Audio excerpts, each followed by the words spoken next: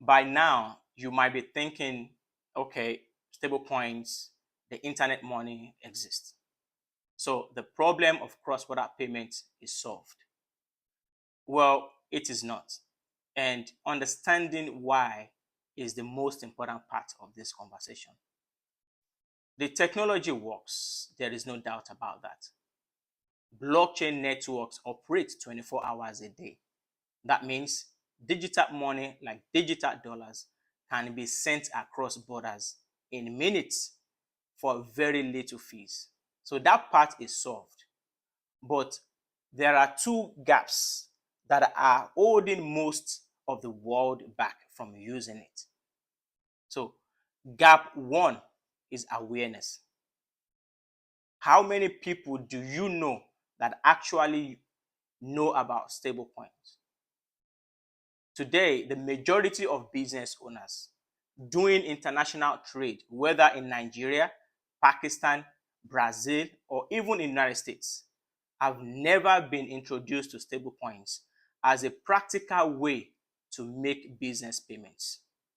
And even the ones who have heard about them often associate them with Bitcoin going up and down, get rich quick schemes, or risk. So they have never seen stablecoins explained for what they actually are: a faster, cheaper way to settle international payments. That is a knowledge gap. And that's why education like this series matters so much right now. Gap number two is access. Even when a business owner understands stablecoins, even when they want to use them, they still need a way to actually get them and convert them back into their own local currency. So think about it this way. Emeka in Nigeria earns Nigerian naira. A supplier in China needs to receive digital dollars.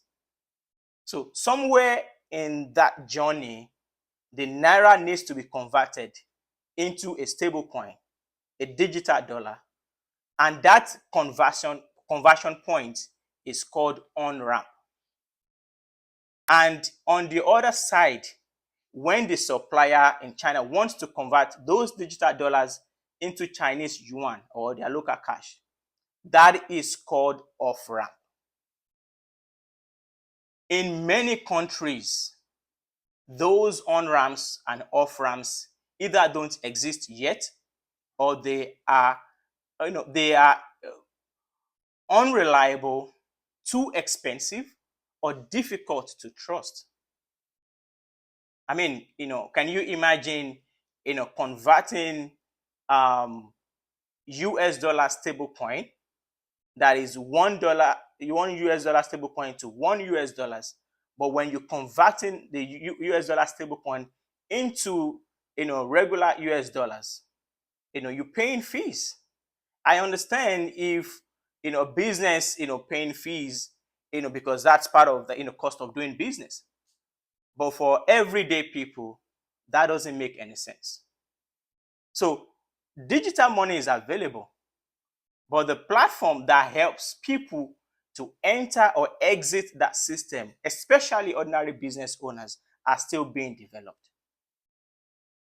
That is the current challenge, not the technology, the access layer that is built on top of it. So right now, companies around the world are working to solve this problem. They are building the infrastructure that connects local currencies to global digital currencies. They are creating the liquidity, the access, and the trust that is needed to make stablecoins usable, not just for technology savvy people or businesses, but for the importer in Lagos, exporter in Accra, or the commodity trader in Nairobi.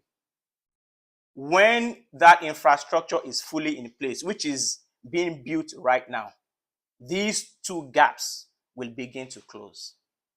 And when that becomes possible, man, it becomes a global payment system that actually works for the businesses that need it most. This is why I am creating this series, because the education gap and the access gap are connected, and closing one helps close the other. In the coming videos, I'm going to share exactly how different industries, from commodity traders, asset managers, to sovereign nations, are starting to use stablecoins in real practical ways. And eventually, I will share what we are building to help close the access gap in the emerging markets. So follow so you don't miss it. And if this series has been useful, share it with one person who needs to understand this, because that's the only way we can close the awareness gap.